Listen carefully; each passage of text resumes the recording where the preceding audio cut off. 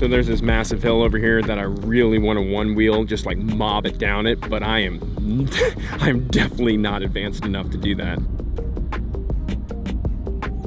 Been a little while since we've done a Q&A, so let's find some shade over here and answer some questions, shall we? That's a little better.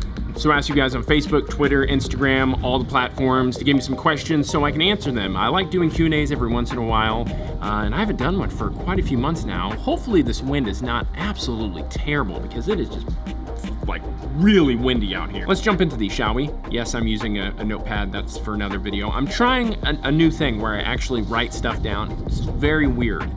It's very weird. When you are vlogging, do you use auto white balance? No, I do not use auto anything. I set everything to manual. I do a lot of commercials, short films, music videos, a lot of big production stuff, so I am used to running manual on everything. It probably takes a heck of a lot longer, but it's just where my standards are. It's what I like to do. So no, I do not run auto white balance. I don't run auto anything. Pineapple on pizza?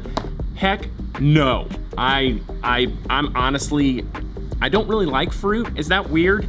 I'm one of those guys that prefers vegetables over fruit. I like pineapple, I think it's good. I like me a pina colada, but I do not like pineapple on pizza. The texture is sorry, not sorry. As a fellow SL2 user, what are your thoughts on the SL3? Is it worth the upgrade? I do not know a whole lot about the SL3. I haven't really watched a whole lot of reviews on it. I do know it can shoot 4K, so that's nice. I don't know if that one crops. I also don't know if it's really worth the upgrade. I haven't even looked at prices, to be honest with you.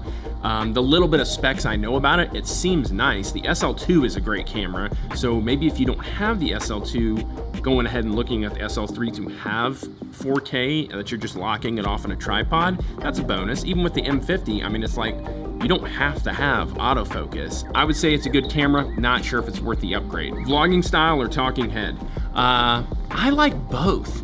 Recently, I've really been into vlogging style. I noticed that a few months back when I visited Burke and we were just shooting and vlogging nonstop. We were hanging out talking about film gear, YouTube, you know, client work, all that stuff. And the subject came up that I've gotten really, really good at talking head stuff. It comes very natural. I know how to set up a good set, but vlogs, I just had a hard time piecing together stories, or I got lost and I would just shoot like galore. I really do love both. Recently, I've been digging vlogging style, probably because it's a lot more challenging. If you're really good at one or you favor one, I challenge you to do the other. I gotta relocate somewhere else. This wind is absolutely terrible. I'm holding my hand onto this tripod because I don't have a switch pod and I'm worried this camera is just gonna just crash. So let's relocate to a better spot.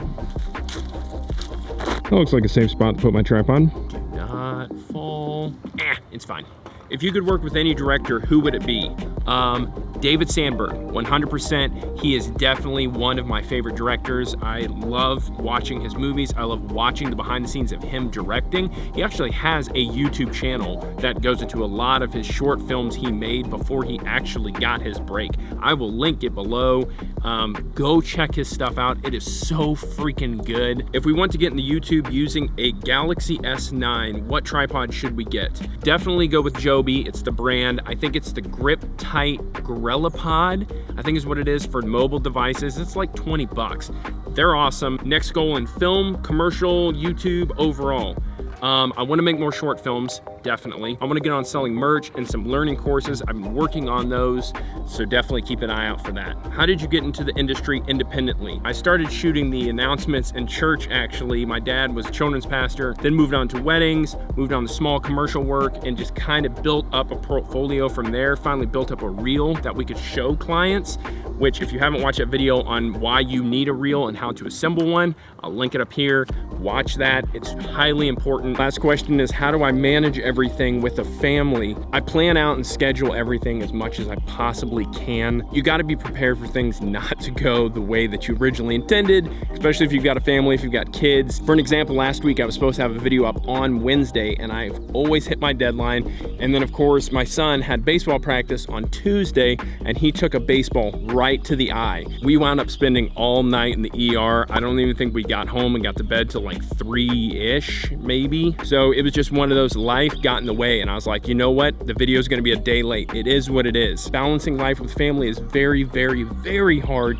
And all I've learned from the years of doing it with client work and YouTube and a job and a family is you gotta kind of just juggle it and plan everything out. Schedule as much as you possibly can. Schedule your family time so it doesn't get overbooked. Schedule everything. All right, guys, I'm closing this one out so I don't trip on these vines and, you know, get attacked by a bear out here in Missouri. Do we have bears out here?